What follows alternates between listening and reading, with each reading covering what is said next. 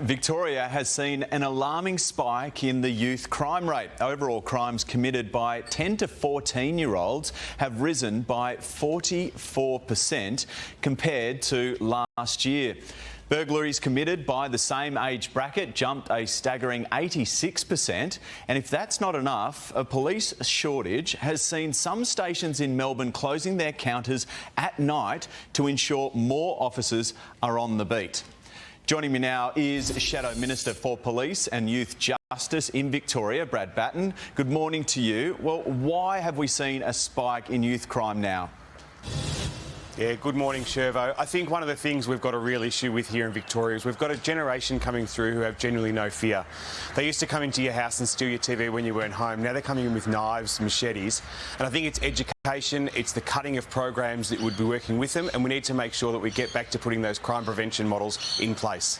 OK, expand on that. How do we fix it? How can you make a change to this now?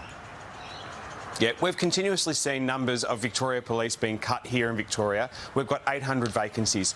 Those Victoria Police used to be out on the beat, which would be a great crime prevention model because people would see them out and about. But more importantly, Police in Schools program, working with young people, building respect, ensuring that we've got those programs the government's cut $10.5 million from, which were there to make sure we could work with those young people to give them the tools to keep them in education, make them work ready, or give them the mental health support services they need. They're the biggest causes of our crime here in Victoria, and the Andrews Labor government has cut $10.5 million from that, and also have that 800 vacancies in Victoria Police, meaning stations are closed across the state.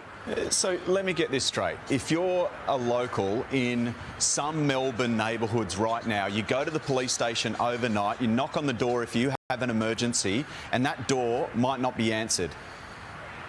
That's correct. We've got police stations that aren't open, doors are locked, and they might have one police officer inside, but because of the two-up model, they can't open the doors. Or even worse, in areas that I represent, with Clyde North, where they've been promised a new police station for years, and it still hasn't started construction, and the funding's been cut. So we've got tens of thousands of families moving into growth areas, and not the facilities or the police stations being put in, which means they have to wait not just 2 or 3 minutes, sometimes 10 and 15 minutes with people inside their house. And as I said, they've got knives and machetes. It's very scary, and they've got no fear, these kids. Yeah, it's not good enough. Brad Batten, thanks so much for your time.